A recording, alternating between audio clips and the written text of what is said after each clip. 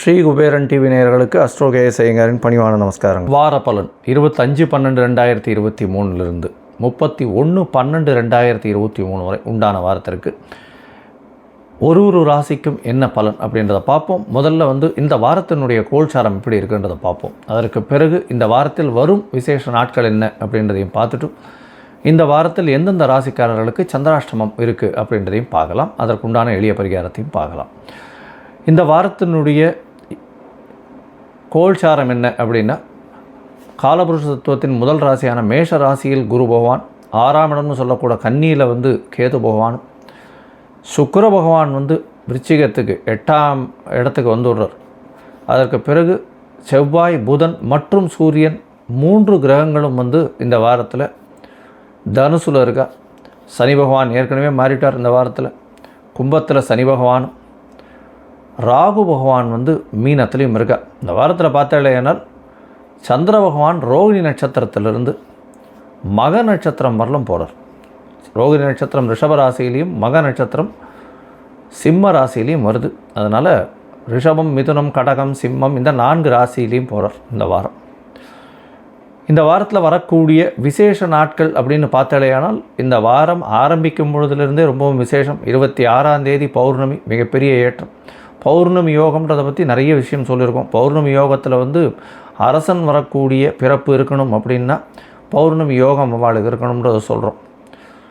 இந்த பௌர்ணமி யோகத்தை பொறுத்தவரையிலும் பார்த்தாலேயானால் இந்த வாட்டி மிருகசீரிஷம் வருது. மிருகசீரிஷம் மிருத்யுஞ்சய ஜெயந்தின்னு சொல்லக்கூடியது மார்க்கண்டேயனுடைய பிறந்தநாள். யமனை தன்னுடைய மரணத்தை எதிர்த்து யமனையே வென்ற சிவபெருமானின் மூலியமாக வென்றவர் மார்க்கண்டேயர். அதாவது தீர்காயுஷ்மான் பவன் 16 வயதிலிருந்து என்றும் 16என்ற ஒரு விஷயத்தை ஆசீர்வாதத்தை வாங்கினவர். அதனால் மிருத்யுஞ்சய ஜெயந்தி அப்படின்றது பேர், மார்க்கண்டேய ஜெயந்தின்னு சொல்லுவாள். இந்த வாரத்தில் பார்த்தோம்னா 27ஆம் தேதி அன்றைக்கி திரு ஆதிரை, ஆதிரை நட்சத்திரம் சிவபெருமானுக்கு பெரிய விசேஷம். சிதம்பரத்தில் பெரிய ஏற்றம். திருவாதிரைக்கு பார்த்தாலேயானால் பொதுவாகவே திருவாதிரை இந்த பெண்கள் எல்லாமே, கன்னி பெண்களாக இருக்கட்டும், சுமங்களாக இருக்கட்டும், அவெல்லாம் விரதம் இருப்பாள். தன்னுடைய கணவனுக்கு நல்ல ஒரு ஏற்றம் கிடைக்க வேணும் அப்படின்றதுக்காக திருவாதிரைக்கு முன்னாடி 9 நாளிலிருந்தே திருவம்பாவை சொல்ல ஆரம்பிச்சிருவாள். திருவாதிரை ஃபுல்லாக பட்னி இருந்து சிவபெருமானை வழிபட்டு திருவாதிரை களி மட்டும் செஞ்சு அதை மட்டும் உட்கொள்வார்கள். இது திருவாதிரையினுடைய பெரிய விசேஷம். இது ஆருத்ரா தரிசனம் அப்படின்றது பெரிய ஏற்றமான காலம் இந்த வாரத்தில் வருது. இந்த திருவாதிரையில் பார்த்தாலேயானால் சிவபெருமானுக்கு ஏற்ற நாள் அப்படின்றதையும் சொல்லியிருக்கோம். எல்லா விதமான சௌக்கியங்களுக்கும் இந்த வேண்டிண்டு இந்த திருவாதிரையில் அவள் இருக்கிற பட்சத்தில் அவளுக்கு அந்த ஏற்றங்கள் கிடைக்கும். திருமணம் ஆகாதவர்களுக்கு திருமணம் ஆகக்கூடிய பாக்கியம், அதற்கு பிறகு குழந்தை பேர் ஏற்படக்கூடிய பாக்கியமும், நல்ல தொழில் அமையக்கூடிய பாக்கியமும் அவர்களுக்கு உண்டாகும். இந்த வாரத்தில்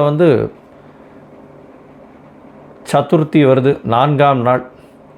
அதாவது சங்கடஹர சதுர்த்தி, பௌர்ணமியிலிருந்து கிருஷ்ணபக்ஷ சதுர்த்தின்னு சொல்லக்கூடிய 4ஆம் நாள் வருது. அது இந்த வாரம் 30ஆம் தேதி அன்றைக்கி சங்கடஹர சதுர்த்தி. இதுவும் ரொம்ப பெரிய விசேஷம். எந்த ஒரு பிரச்சனைகள் இருந்தாலும் சங்கடஹர அப்படின்னா சங்கடங்களை போக்கக்கூடிய சதுர்த்தி. விநாயகரை போய் ஒரு 9 தரம் சுற்றிட்டு ஒரு தேங்காயை உடைச்சிட்டு 9 தரம் தோப்பு கரணம் போட்டுட்டு வர்றது பெரிய ஏற்றம். சங்கடஹர சதுர்த்திக்கு நிறைய பேர் விரதம் இருப்பாள். இந்த விரதத்தின் மூலியமாக தொழிலில் பெரிய மேன்மை ஏற்படும். அவளுக்கு எல்லா விதமான எதிர்ப்பொழியையும் சமாளிக்கக்கூடிய அளவுக்கு பெரிய ஏற்றத்தை கொடுப்பார். இந்த வாரத்தில் பார்த்தாலேயானால் எந்தெந்த ராசிக்காரர்களுக்கு சந்திராஷ்டமம்னு பார்த்தோம்னா, சந்திராஷ்டமத்தை பொறுத்தவரைக்கும் துலாம், விருச்சிகம், தனுசு மற்றும் மகரம் இந்த 4 ராசிக்காரர்களுக்கு சந்திராஷ்டமம். சந்திராஷ்டமம்னா உங்களுடைய ராசிக்கு 8ஆம் இடத்துல சந்திர பகவான் மறையக்கூடிய காலத்தில் சந்திர பகவான் மனோகாரகன் மறைஞ்சதுனால தவறான முடிவுகள் எடுக்கக்கூடும். வெளியூர் வெளிமாநிலம் பிரயாணம் வேண்டாம், எந்த ஒரு புதிய டெசிஷன்ஸும் வேண்டாம்னு சொல்கிறோம். ஒருவேளை பண்ண வேண்டி இருந்ததே ஆனால் கட்டாயத்தில் இருந்தீர்கள், நீங்கள் வெளியூர் போக வேண்டி இருந்தது அப்படின்னா சந்திர பகவானுக்கு உண்டான எளிய பரிகாரமான அல்லி மலர் அருகில் இருக்கக்கூடிய சிவன் கோவிலில் கொடுத்துட்டு போங்க. நல்ல ஒரு ஏற்றம் வரும். சந்திராஷ்டமத்தின் தாக்கம் குறையும். சரி, என்னுடைய மொபைல் நம்பர் ஸ்க்ராலிங்கில் போயிட்டு இருக்கும். உங்களுக்கு அஸ்ட்ராலாஜிக்கல் கன்சல்ட் தேவைப்பட்டதுன்னா உங்களுடைய date, time, place of birth எனக்கு இது பண்ணுங்க, எனக்கு ஃபோன் பண்ணுங்க, அப்பாயின்மெண்ட்டு கொடுக்குறேன். உங்களுக்கு உண்டான date, time, birth, place of birth இது எல்லாத்தையும் வந்து பார்த்துட்டு, டைம் கரெக்ஷன்ஸ் இருக்கான்னு பார்த்துட்டு, சந்தி இருக்கான்னு பார்த்துட்டு, அதற்கு ஏற்றாறமால உங்களுடைய தசாபுக்தி, அந்தரம், சூக்ஷ்மம் எப்படி இருக்குன்றதையும் பார்த்து, இன்றைய காலகட்டத்தில் உங்களுடைய கோல்சாரம் எப்படி இருக்குன்றதையும் பார்த்து, உங்களுக்கு உண்டான எளிய பரிகாரம், உங்களுடைய பிரச்சனைகள் என்ன அப்படின்றத அசஸ் பண்ணி சொல்கிறேன். இப்போது ஒரு ராசியாக 25/12/2023 31/12/2023 வரை உண்டான வாரத்திற்கு மேஷம் முதல் மீனம் வரை எப்படி இருக்குன்றதை பார்க்கலாம். சிம்மம், மகம், பூரம், உத்திரம் இந்த 3 நட்சத்திரம் 9 பாதங்களை கொண்ட ராசி. ராசியின் அதிபதினு சொல்லக்கூடியவர் சூரிய பகவான் ராசிக்கு 5ஆம் இடத்துல இருக்கார். குருவும் பார்வையில் இருக்கிறது பெரிய விசேஷம். சிம்மாதிபதியும் சரி, சிம்மமும் சரி, குருவின் பார்வையினால் சுபத்துவம் அடைகிறது பெரிய விசேஷம். இதன் மூலியமாக பார்த்தேனால் கண்டிப்பாக நல்ல ஒரு ஏற்றமான காலம், எதை நினைத்தாலும் அடையக்கூடிய காலகட்டமாக இருக்கும். எந்த ஒரு பிரச்சனைகளிலிருந்தும் விடுபடக்கூடிய வாய்ப்புகள் நிச்சயமாக உண்டு. 5ஆம் இடத்துல பார்த்தேனால் இப்போ செவ்வாய் பகவானும் வரார். உங்களுடைய மிகப்பெரிய யோகர்னு சொல்லக்கூடியவர் 5ஆம் இடத்துல போய் உட்கார்றார். ஏன்னா 4-9க்கு அதிபதியான செவ்வாய் பகவான் 5ஆம் இடத்துல போய் உட்காந்து பரிவர்த்தனை யோகம் பெறார். அதனால் 5ஆம் அதிபதியும் 9ஆம் அதிபதியும் ஆட்சி பெற்றதற்கு சமம். அதனால் 1, 5, 9 ரொம்ப ஸ்ட்ராங்காக இருக்கிறதுனால நீங்கள் சொல்லக்கூடிய விஷயங்கள் எல்லாமே வந்து வெற்றிகரமாக இருக்கக்கூடிய காலகட்டம்.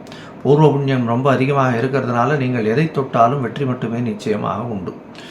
ஆனால் சனி பகவான் உங்களுடைய ராசிக்கு சமசப்தமத்தில் கண்ட சனியாக வந்து இருக்கிறதுனால கண்டிப்பாக உடல் நலத்தை கேடுபடுத்துவார். ஜாகிரதையாக இருக்கிறது ரொம்பவும் நல்லது.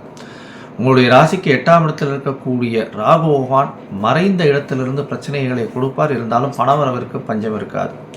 பேச்சில் நிதானம் தேவை. கேது பகவான் 2ஆம் இடத்துல இருக்கிறதுனால பேச்சில் நிதானம் தேவை. ஏன்னா பேச்சில் வந்து நீங்கள் பேசக்கூடியதை அடுத்தவங்க புரிந்து கொள்ள மாட்டார்கள். அதன் மூலியமாக பிரச்சனைகள் அதிகமாக வரக்கூடிய வாய்ப்புகள் நிச்சயமாக உண்டு. இந்த வாரம் பார்த்தோம்னா உங்களுடைய ராசிக்கு 12ஆம் அதிபதி அப்படின்னு சொல்லக்கூடிய சந்திர பகவான் அதிவேகமாக செல்லக்கூடிய கிரகம் உங்களுடைய ராசிக்கு 10ஆம் இடத்தில் உச்சம் பெற்று இருக்கக்கூடிய காலகட்டமாக இந்த வாரத்தை ஆரம்பிக்கிறார். 26ஆம் தேதி காலத்தால் 10 மணி வரலும் 10ஆம் இடத்துல இருக்கார். தொழிலில் மிகப்பெரிய அபிவிருத்தி இருக்கும், கவலைப்பட தேவையில்லை. எந்த தொழிலாக இருந்தாலும் அதுலேயும் வந்து அட்மினிஸ்ட்ரேஷன், அரசியல், அரசு சார்ந்த நிறுவனங்களில் இருக்கிறவங்களுக்கெல்லாம் பெரிய ஏற்றமாக இருக்கும். நீங்கள் சொல்லக்கூடிய விஷயங்கள் எல்லாவற்றையுமே வந்து நிச்சயமாக மக்கள் நம்பக்கூடிய காலகட்டமாக இருக்கும். சிறு சிறு பிரச்சனைகள் வந்து சேரும், இருந்தாலும் அது நாளடைவில் சரியாக போகக்கூடிய காலகட்டமாக இருக்கும். உங்களுடைய ராசிக்கு பார்த்தேனால் 11ஆம் இடத்தில் சந்திர பகவான் போகும்பொழுது எந்த ஒரு விஷயத்தையும் நீங்கள் எண்ணக்கூடிய விஷயங்கள் நிச்சயமாக கைகூடக்கூடிய காலமாக இருக்கும். ஏன்னா 11ஆம் இடத்துல சந்திர பகவானோ சூரிய பகவானோ இருந்தாலும் சரி ஒரு பெரிய ஏற்றம்.